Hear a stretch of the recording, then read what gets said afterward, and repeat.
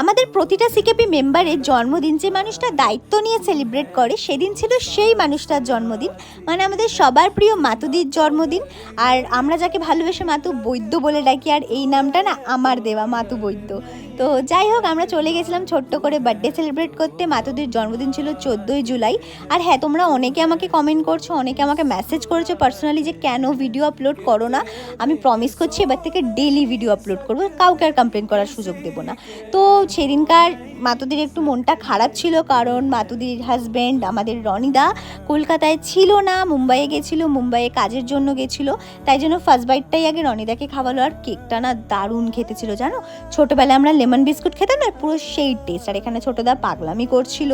আস্তে আস্তে আমাদের খাবার চলে এলো, মানে আমাদের গ্রুপে না সবারই ছানাটা কাটা, তাই জন্যই তো ছানা কাটা পরিবার নাম। আর এখানে এরা হাসছে কেন জানো, দাঁড়াও দেখতে পাবে আমার মুখে কি অবস্থা করেছে, মানে আমাকে ভূত সাজিয়ে দিয়েছে।